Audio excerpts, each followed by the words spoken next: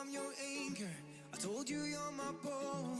Through the wind and fire, we try to hold on. We build this ship together, searching for a home. Despite the storm that hit us, we're still on board. Dancing in the moonlight, the world just stopped and stares. We got no destination, I'll take you anywhere. All the doors we've opened and all the books we've closed. Words just come together, story that we never told. So far you're shaking for my own. You said just keep holding on. If you're about to break, oh, I'll always be your captain. From our failures we have grown. You said just keep holding on. If you're about to break, oh,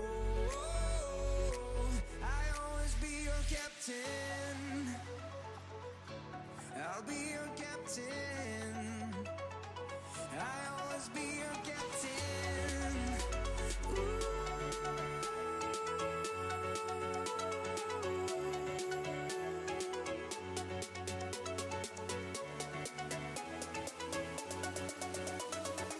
I'll always be your captain.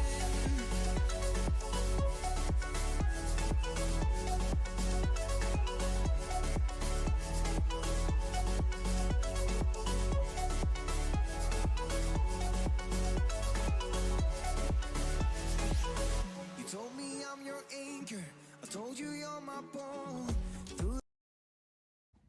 Bonjour tout le monde, donc aujourd'hui je vous propose une guidance, un message de ton âme. J'ai tiré le personnage de la chamane. Donc je suis une chamane des temps modernes. Voilà, donc j'ai demandé en tirant les cartes d'avoir comment dire, d'avoir des personnages pour pouvoir me connecter à cette part de vous.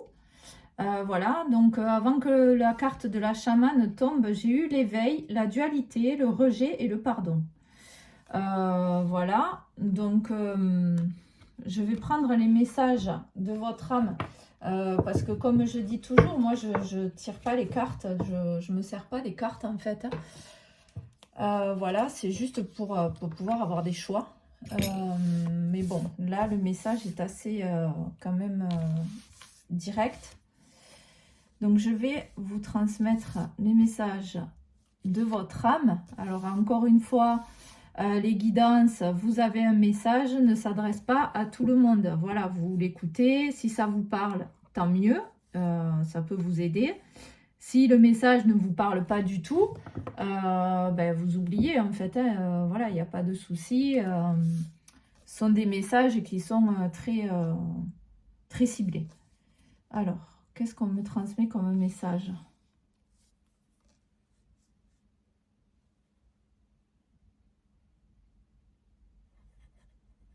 Pour les personnes qui vont écouter cette guidance.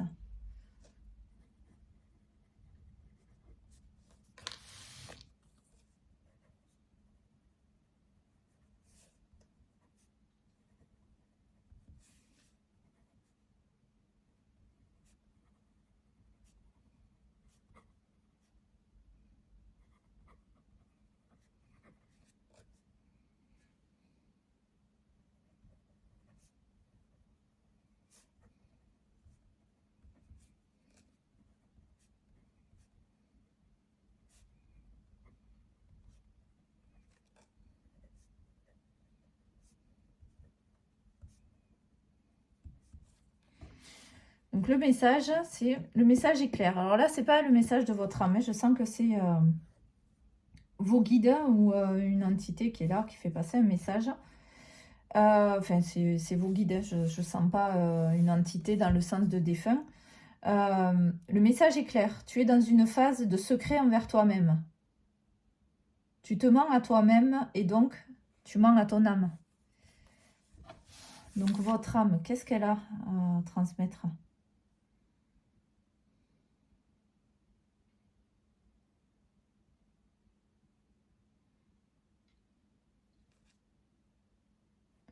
Donc là, je sens des énergies de personnes qui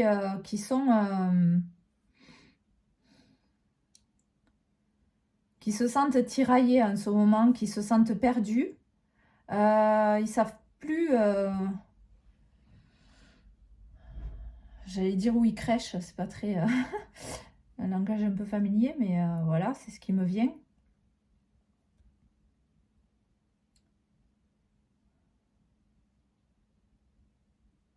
Et je sens des personnes vraiment dans le mal-être, d'être comme ça, de pas savoir où aller, quoi faire. Voilà, quand on parle de mensonge à soi-même, je pense que c'est la pire chose qu'on puisse vivre en fait, c'est de ne pas être aligné avec qui on est à l'intérieur. Parce qu'on est nous en tant qu'humain, mais on est nous aussi en tant qu'âme.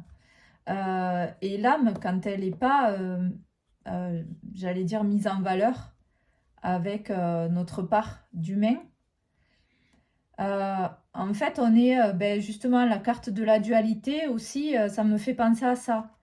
C'est ne pas être aligné avec notre âme, ne pas être reconnecté à notre âme.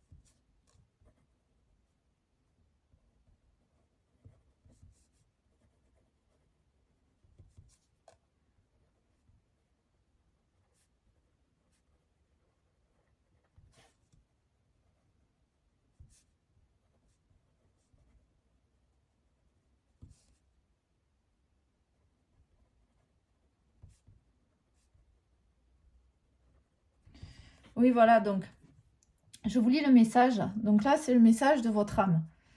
Je me sens perdue avec...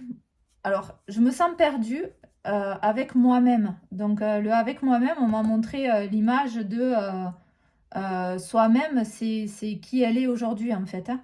Hein. Donc après, j'ai eu la précision avec qui je suis dans cette incarnation. J'ai besoin d'être reconnue et d'être présente, alignée. De vivre mes vraies valeurs et de pouvoir réaliser ma mission. Parce qu'en fait, là, vous, les personnes qui m'écoutez, le fait de ne pas être connecté à cette part de vous, c'est comme si je voyais des personnes qui vivent dans le matériel, dans tout ce qui est dans la matière, mais qui ne vivent pas ce qu'ils sont à l'intérieur d'eux-mêmes. C'est-à-dire que quand on n'est pas connecté à cette part de nous, à notre âme, on ne peut pas vivre pleinement notre vie. On ne peut pas...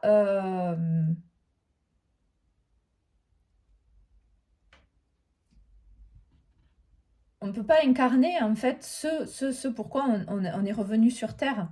Parce que l'âme, elle choisit de revenir sur Terre, elle choisit de vivre cette vie-là, la vie, exactement celle que vous êtes en train de vivre, pour évoluer et pour mettre en place justement sa mission.